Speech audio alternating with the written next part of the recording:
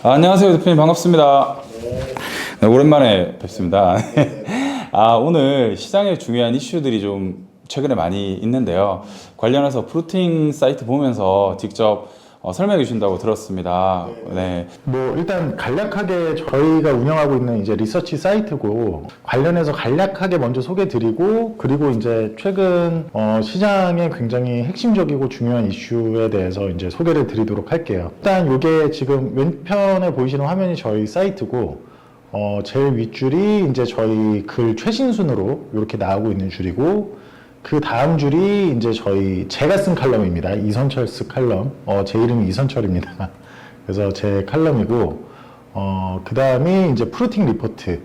이거는 이제 저희 매니저들이 아주 딥하게 리서치를 하거나, 아니면 시장에 뭐 여기 보면 하워드막스 계시죠. 뭐 이렇게 좀 구루들이 아주 좋은 얘기를 한 것들을 번역을 하기도 하고, 저희가 자체 리포트를 또 제공하기도 하고 하는 그런 섹션이라고 보시면 되고요. 글로벌 칼럼은 이제 해외에 이제 좀 좋은 그날 하루에 한 개씩 좀 지금 중요 이슈나 그런 매크로 아니면 어떤 섹터 관련해서 중요한 이슈가 있으면 해외 칼럼을 저희가 번역해서 좀 뎁스 있는 걸로 번역해서 제공해 드리고 있고, 글로벌 주요 이슈, 이게 두 개가 되게 비슷한데, 네, 요 두 개가 좀 이름이 비슷해서 헷갈리실 수 있는데, 요 글로벌 주요 이슈는 저희가 하루에 하나씩 이것도 그 전날 있었던 글로벌 시장에 대한 시황을 좀 자세하게 정리하는 거라고 보실 수 있는데, 아무튼 이거는 시황이라고 보시면 되고, 그 아래는 이제 투자 구루들이나 매크로 관련해서 저희가 꼭 참고하면 좋을 것 같은 그런 해외 영상들을 번역, 자막 및 제공해주고 있고, 그 아래는 이제 제가 썼던 것 중에 좀 이 정도는 보셔야 과거와 저희 이제 그런 매크로 흐름을 다 이해를 하실 수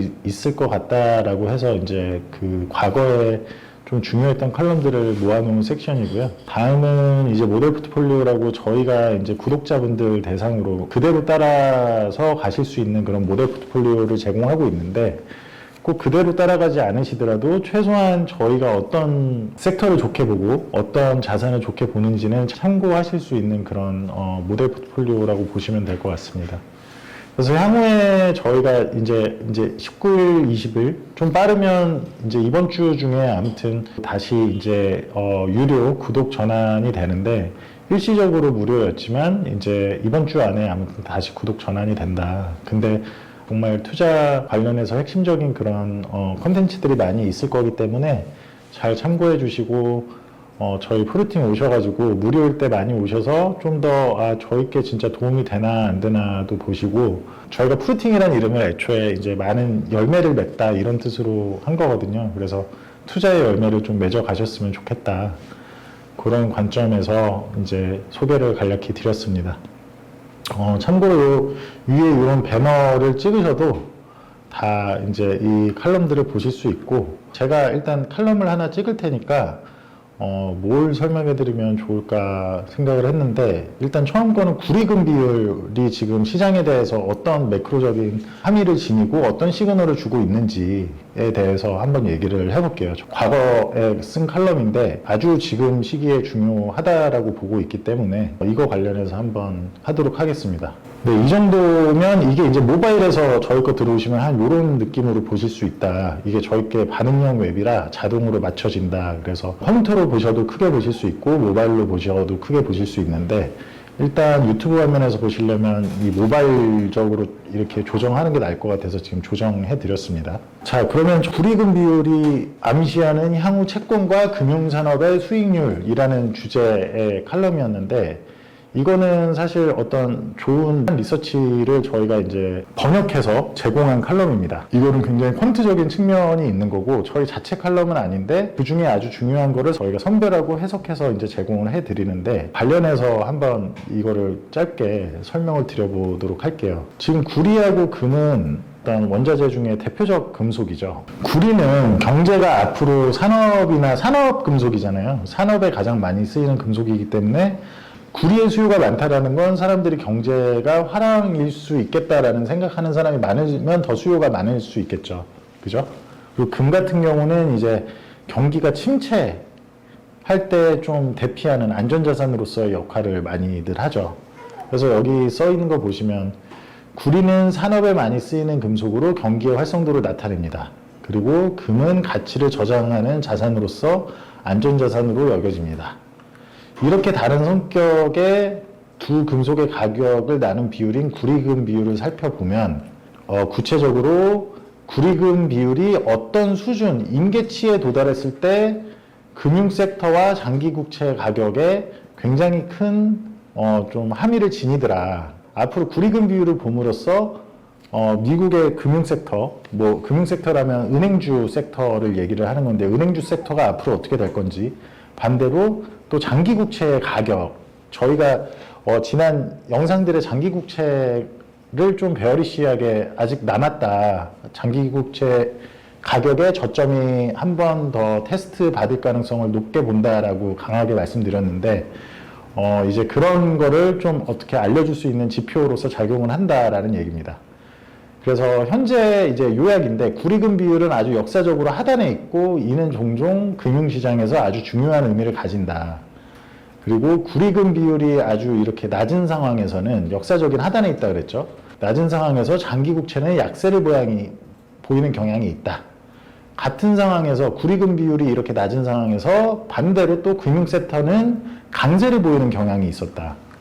이상하죠. 지금 굉장히 다 은행주 섹터나 굉장히 다 뭐 공포에 휩싸여 있는데 오히려 구리금 비율이 지금처럼 하락해 많이 낮을 때는 은행주에 좋은 측면이 있더라. 이제 그렇게 이해를 하시면 될 것 같고요. 구리금 비율은 처음에 이제 그 대중화시킨 게 이제 제프리 건들락, 아마 많은 분들이 아실만한 그 채권왕 제프리 건들락이라고 보시면 될 것 같고요. 아래 요 차트에 보시면 아래 요게 이제 구리금 비율이고 위에는 S&P 500입니다. 이런 이 구리금 비율이 여기 보면 0.2 이하로 내려갔을 때 과연 이게 어떤 자산들에 어떻게 영향을 주었냐라는 거를 보여준다고 생각을 하시면 될 것 같아요. 장기 국채를 한번 볼게요. 30년 만기 국채의 가격으로 지금 여기서는 보는데 30년이든 뭐 10년이든 실제 방향성은 같이 움직이니까 둘 다 장기채니까 일단 여기서는 30년 만기 국채와 비교를 했습니다. 그래서 구리금 비율이 그러니까 한마디로 구리가 금에 비해 지금 굉장히 싸다. 0.2 이하라는 건 구리의 가격을 금의 가격으로 나눴을 때 이게 0.2 이하로 내려왔다라는 건 굉장히 구리가 금에 비해 역사적으로 싼 상태다. 그러니까 사람들이, 투자자들이 모두 전형적인 리세션 공포에 굉장히 절어 있다라는 거죠. 저희가 불과 몇 달 전에 저희 과거 영상 보시면 아시겠지만 금을 사야 된다라고 말씀드렸는데 그 이후로 금 가격이 매우 많이 오른 반면에 구리 가격은 사실 거의 오르지 못하고 오히려 하락하거나 이제 그런 상태를 지금 지속하고 있습니다. 근데 이 상태에 이렇게 0.2 아래로 내려왔을 때 요거는 이제 장기국채의 가격입니다. 그죠? 30년물의 장기국채의 가격이에요. 그래서 국채는 아시겠지만 가격이 상승한다라는 건 국채 금리가 하락했다는 거죠. 그래서 이게 지금 1990년부터 지금까지 이제 30년간의 장기채 가격과 이제 구리금 비율을 이렇게 비교를 해준 건데, 장기채 가격은 사실 지난 인플레이션이 지난 장기적으로 계속 상승해 왔죠. 이렇게 상승해 오다가 작년에 이제 주식시장 장기채 가격이 먼저 빠지면서 한마디로 장기채 금리가 먼저 상승하고 그리고 이제 주식시장도 같이 하락하는 이제 그런 흐름을 보여왔는데, 지금 다들 요새는 또 작년에 하락장을 다 잊어먹으시고 그러니까 물가까지 하락하는 전형적인 리세션이 올 거니까 다들 많은 분들의 포지션이 장기국채로 가 있는 상황이란 말이에요. 즉 이 장기국채 위에 보이는 이 부분의 가격이 다시 상승할 거다라고 이제 많이들 믿고 계신 상황인데, 오히려 구리금 비율이 이렇게 현저하게 너무 과도하게 금이 구리에 대해서 비쌀 때는 보통 이 역사적으로 백테스팅을 했을 때 장기국채 가격이 단기적으로 고점이더라. 혹시 그러니까 이런 지표들이 사실은 굉장히 중요한 통계적 퀀트적 의미를 가지고 있고, 조금만 더 생각해 보면 지금은 과도하게 너무 많은 심리가 전형적인 리세션, 물가까지 하락하는 리세션에 쏠려 있다는 건데, 제가 과거에도 말했듯이 물가는 더 오래 유지될 거고 물가가 더 오래 유지되는 상황이라면 전형적인 리세션이라기보다는 스태그플레이션을 감안해야 된다라고 저희는 예상을 합니다. 근데 이런 퀀트적인 지표에서도 장기채가 가격이 단기적으로 지난 저점을 테스팅할 수 있는, 즉 장기금리가 더 상승할 수 있다라는 시그널을 나타내고 있다라고 보시면 될 것 같아요. 그래서 요거는 이제 평균 수익률, 이게 실제 이런 상황일 때 0.2 미만으로 지금 현재가 내려와 있는 상황인데, 이럴 때 평균 수익률이 1주, 2주, 뭐 한 달 후, 그래서 1년 후까지 어땠냐, 장기채에 평균, 중간, 뭐 이렇게 수익률이 나와 있는데, 보통 좋지가 않더라, 승률도 나쁘고, 라고 이제 이해를 하시면 될 것 같습니다. 혹시 질문 여기까지? 그러면 지금 같은 상황에서는 구리금 비율이 저렇게 약세라는 건 장기채 수익률이 올라가면서 가격이 약세가 될 거라는 뜻이지 않습니까? 그렇다라는 걸 신호를 주고 있다는 얘기죠. 펀트적인 측면에서 봤을 때 무조건 이게 답이라고 생각을 하시면 안 됩니다. 굉장히 설득력 있는 지표로서 확인할 수 있는. 그러면 지금 개인 투자들 관심 많은 주식시장에도 굉장히 큰 영향을 줄 것 같거든요. 그렇죠. 그러니까 사실 지금 다들 얘기하는, 그러니까 리세션을 예상하는 것까지는 저는 맞다고 봐요. 다만 메이저 주류 여론을 형성하고 있는 건 이제 전형적인 리세션, 그러니까 물가까지 같이 크게 하락하는, 그러니 장기채를 사야 된다인데, 제가 늘 말했듯이 실질금리가 여전히 마이너스이기 때문에, 실질금리가 마이너스인 상태에선 결코 인플레이션이 한번 고삐 풀린 인플레이션은 실질금리가 마이너스인 상황에선 그렇게 쉽게 잡히지 않는다. 이게 굉장히 꽤 인플레이션은 장기화 될 거다라고 늘 말씀을 드렸는데, 그렇기 때문에 우리가 앞두고 있는 건 스태그플레이션이다. 그럼 인플레이션이 높은 상황에서는 전통적으로 주식과 그 채권 간의 그런 해칭 역할을 하는 반비례 역할이 성립이 되지가 않습니다. 그러니까 주식 가격이 빠지면 채권 가격이 올라가고 하는 게 아니라, 작년처럼, 작년의 하락장을 아마 다들 너무 그때 매니저들도 다 힘들어하시고 하셨던 이유는, 작년에 주식이 빠지는 와중에 빠지기 전에 먼저 장기채부터 먼저 빠지고 채권부터 먼저 빠지고 그리고 주식이 같이 빠졌단 말이에요. 저희는 한마디로 다들 어닝 리세션, 이미 멀티플 리세션은 이미, 그러니까 그 채권 금리가 오르면서 발생하는 그런 리세션은 끝났다라고 지금 시장은 주류에서는 그렇게 보고 계신 것 같은데, 제가 봤을 때는 향후 우리가 앞두고 있는 인플레이션을 감안하면 여전히 장기채 시장은 아직 더 금리가 올라가야, 약간 버블 영역이다. 그러니까 아직 장기채가 진입할 만큼 싸지가 않다. 그럼 장기채 금리가 올라가면서 멀티플이 2020년하고 똑같이, 22년하고 똑같이 주식의 멀티플이 조정을 받는 형태로, 그러니까 PE가 정당화가 안 되는 거죠. 30배씩 여전히 받고 있는 빅테크나 이런 PE가 정당화되지 않는 형태로 그럴 가능성이 높다라고 저희는 전망하고 있고, 그게 전형적인 이제 스태그플레이션의 레시피죠. 어닝 리세션은 한참 더 그리고 나서 뒤에 마지막에 올 수는 있지만, 그래서 인플레이션이 높은 상태가 유지가 된다면 늘 말씀드렸듯이 주식과 채권의 그 해칭 관계는 성립하지 않는다. 그거를 꼭 이해하셨으면 좋겠고, 영상에서는 저희가 시간이 짧다 보니까 이 부분을 자세히 얘기 못 하는데, 저희 프루팅에서는 제가 그걸 왜 인플레이션이 장기화될 것인지, 가끔 댓글 보면 그래서 인플레이션이 왜 장기화될 건지, 그거는 너무 방대한 얘기라 이렇게 영상으로 짧게 말씀드리기가 어렵고, 그런 거에 대해서 저희가 프루팅에 아주 과거부터 오랫동안 남겨놨기 때문에 왜 장기화가 될 것인지, 그리고 왜 이 인플레이션이 장기화되고 있기 때문에 지금 올해에도 발생하는 리세션이나 시장의 하락은 결코 지금 전형적인 그런 리세션이나 많은 시장에서 예상하는 그런 부분이 아닐 거다라는 거를, 아무튼 프루팅에는 아주 자세하게 오랫동안 많이 제가 아까 이선철스 칼럼에서 제가 많이 얘기를 했으니 그렇게 참고를 하시면 될 것 같습니다. 그래서 요새 대표님이나 워렌 버핏 같은 투자자들이 물론 뭐 버핏도 그렇고 제프리가 많지만 유명하고 또 시장에서 잘해오시는 분들이 다들 가치주, 특히 배당 많이 주고, 그러니까 좀 인플레이션 포트폴리오를 예를 들면 비레크먼이 가지고 있는 펀드, 그 헤지 펀드가 운용 중인 자산을 가만히 뜯어보시면 힐튼 호텔, 도미노 피자 이런 것들이 다 인플레이션 장기화에 베팅하는 포트입니다. 인플레이션이 장기화될 때 좋은 투자 섹터는 어떤 캐펙스가 추가로 막 계속 들어갈 필요가 없어야 돼요. 가만히 가지고 굳이 캐펙스를 막 늘리지 않아도 가만히 가지고 있어도 결국에 화폐 가치 하락에 대한 건 어느 정도 보존할 수 있는, 다 이미 그렇죠, 공급이나 도미노 피자 모든 체인이 전 세계적으로 다 형성돼 있잖아요. 그런 게 다 이미 구축돼 있어서 더 이상 돈 들어갈 일이 없죠. 뭐 힐튼 호텔 같은 경우도 이미 전 세계에 다 있잖아요. 그러니까 저는 다만 비레크먼의 포트폴리오도 약하다 인플레이션 해칭의 개념으로선 그렇게 보시면 어쨌든 다 어느 정도 장기화에 베팅하는 종목이고, 버핏은 다들 아시겠지만 진짜 좋아하는 애플도 나름 브랜드 가치 때문에 인플레이션 해칭이 된다고 생각을 하는 것 같아요.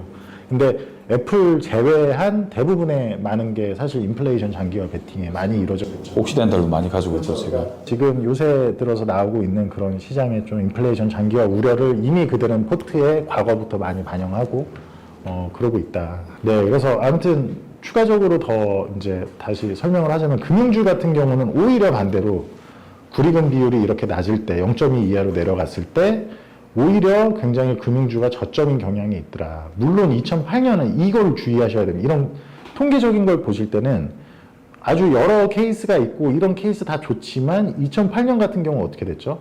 여기서부터 분명 0.2가 여기서부터 내려와서 금융주가 계속 금융주 계속 좋겠구나, 만약에 이 통계만 봤다면 그럴 수 있지만, 실제로 2008년엔 리먼이 터지고 시스템이 다 부러지면서 금융주가 이렇게 오랫동안, 그러니까 이 계속 빨겠어요.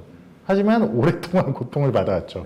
그래서 그러니까 반대로 이럴 땐 금융주가 더 좋긴 하더라. 그러니까 이게 XLF입니다. 요 위에가. 그러니까 은행 섹터 ETF인데 금융주가 좋긴 했지만 이것만 가지고 투자를 하시면, 저희 프루팅에서는 여러 가지 관점을 가지고 보실 수 있게 하지만 이거는 하나의 그거일 뿐, 2008년 같은 경우는 실제로 이런 그 시스템이 부러지면서 이때 진입을 일찍 이게 떴을 때 했어도 아주 오랫동안 고생을 했다라고 보시면 될 것 같아요. 지표와 함께 대표님은 칼럼도 읽어야 되는 이유들. 그렇죠. 그래서 좋죠. 뭐 구리금 비율이 0.2 미만이었을 때 향후에 평균으로 치면 중앙값이나 이거 33%나 됐다, 1년간.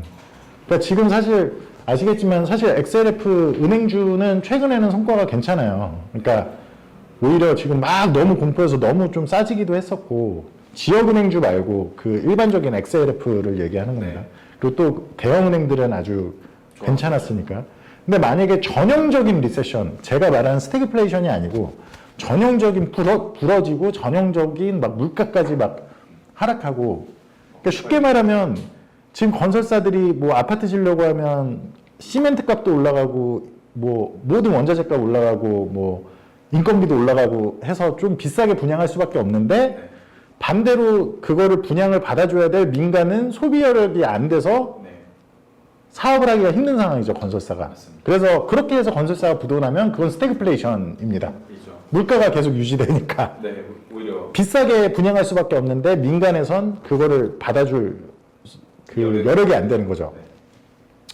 근데 반대로 그게 아니고 앞으로 건설사가 힘들 건데, 그게 뭐 예를 들면 힘들긴 힘들지만 힘들기 때문에 버티다 보면 인건비도 폭락하고 시멘트 값도 막 예전 금융위기 이전 금융위기 수준까지 내려가고 뭐 인건비도 다시 아주 과거 10년 수준으로 내려가고, 이런 게 지금 전형적인 리세션을 예상을 하는 쪽이라고 보시면 될 것 같아요.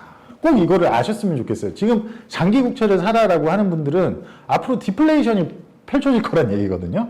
지금 금리가 장기 금리가 3.4밖에 안 돼도 금융위기 올 거니 장기 국채를 사라. 이거는 앞으로 물가가 디스인플레이션, 그러니까 조금씩 오를 거다라는 얘기가 아니라 물가가 다시 과거 뭐 10년 전, 5년 전처럼 다시 떨어질 거야. 인건비도 떨어질 거고 시멘트 값도 떨어질 거고 다 뭐 목재도 떨어질 거고 이런 얘기입니다. 그거에 정말 동의를 하신다면 장기 국채를 사셔도 좋은데, 그런다라면 절대 이런 은행주는 사면 안 되겠죠. 다만 아까 말씀드렸듯이 퀀트적인 측면으로 봤을 때도, 지난 역사적 측면을 봤을 때도 어쨌든 구리금 비율이 이렇게 내려갔을 때는 오히려 은행주에 좋았다라고 이게 XLF 그 은행주죠. 좋았다라고 보시면 될 것 같아요. 물론 아까 말씀드렸듯이 08년 같은 이런 기간도 있었습니다. 그죠? 이거는 처음에 진입했을 때만 표시를 한 부분이네요. 아까 같은 경우는 0.2 이하일 때를 다 여기 아래를 표시를 했었고, 지금은 처음 0.2로 진입했을 때 그때 시점으로 이렇게 정리를 한 부분이고요. 그래서 이렇게 통계적으로 내봤을 때 0.2 미만일 때는 어쨌든 장기채가 굉장히 안 좋았고, 또 말씀드렸듯이 시장의 심리가 현재는 굉장히 얼어붙어 있다. 채권도 마찬가지고 뭐 여러 가지 얼어붙어 있는데, 반대로 금융 섹터는 경기에 굉장히 민감한 섹터죠. 그죠? 스태그플레이션이라고 한다면 침체긴 침체인데 사실은 경기 민감 관련 주식이나 그런 섹터가 좋은 경향이 꽤 있습니다. 침체긴 침체인데 예를 들면 인플레이션이 그런 물가 상승이 계속 유지된다는 얘기잖아요. 만약에 그렇게 저희가 그러니까 스태그플레이션이라고 한다면 오히려 일반 분들이 그냥 현금 주고 있으면 안 되고 투자를 하기는 좀 더 좋죠. 근데 다만 그 투자를 어디에 할 거냐를 굉장히 많이 생각하셔야 되고 역사적인 통계로 봤을 땐 불이익은 비율이 0.2 미만일 때는 아무튼 장기채는 좀 안 좋았고 금융 섹터는 좀 괜찮았다. 다만 저희가 주석을 달았듯이 결코 뭐 투자를 하실 때 이런 프루팅이나 아니면 저희 유튜브 프루팅 특히 많이 보셔서 종합적인 지식과 어떤 근거들을 많이 쌓으시고 투자를 하셔야지 어떤 하나의 단편적인 것만 가지고는 결코 투자를 하시면 안 된다라고 말씀을 드리고 싶습니다. 그래서 일단 첫 번째 거는 이 정도로 마무리하려고 하고 장기채는 아무튼 투자가 저번에도 말했고 제가 이번에도 다시 말해요. 저번에 말했을 때보다 장기채 금리가 아마 비슷할 것 같기도 하고 조금 올라온 것 같기도 하고 제가 봤을 때는 장기채가 지금 전혀 그렇게 매력적이진 않다. 근데 시장의 포지션이 너무 많이 그 펀드 매니저들 포지션도 너무 많이 지금 쏠려 있다. 근데 인플레이션이 최근에 장기 기대 인플레이션 상승하고 계신 거 알고 계시죠? 네. 예, 그 부분 관련해서 아마 다음 화에서 얘기해도 좋을 것 같은데 그게 만약에 너무 많이 오르면 그리고 대표님 예상이 맞으면 지금 그 장기국채 베팅을 하는 포지션은 굉장히 위험할 수 있겠네요. 많이 위험. 장기 기대 인플레이션이 올라간다라는 건 그걸로 인해서 명목금리가 상승을 하게 되기 때문에 아무튼 그거는 다음화에 하고 더 자세한 건 브루팅에 와서 네, 프루팅 와서 보시면 될 것 같습니다. 저희 아무튼 유료 구독 되면 더 양질있게 많이 나가니까 아무튼 많이 기대해 주시고 그러니까 원래 저희 그 구독형 서비스였는데 최근 몇 달 잠시 좀 더 확장성을 위해서 조금 무료로 해봤었고요.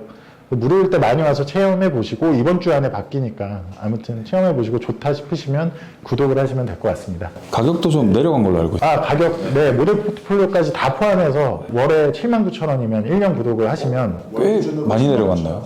좀 모델 포트폴리오 그리고 이런 뭐 펀드뿐만 아니라 제가 테크니컬 보는 여러 관점을 아무튼 종합적으로 제가 나름 프랍 트레이더 아주 잘했는데 그럴 때 보던 뭐 여러 관점들을 종합적으로 정말로 제공을 해주기 때문에 단순히 거시경제에 대한 굉장히 딥한 관점도 나가지만 아주 종합적으로 진짜 판단을 하실 수 있는 그렇게 제공이 되는 전문 리서치 사이트다라고 생각을 하시면 될 것 같아요. 아무튼 그냥 단순 매크로가 아니라 정말로 실제로 어느 섹터에 투자를 해야 될지 다 감을 잡으실 수 있을 거라고 생각을 합니다.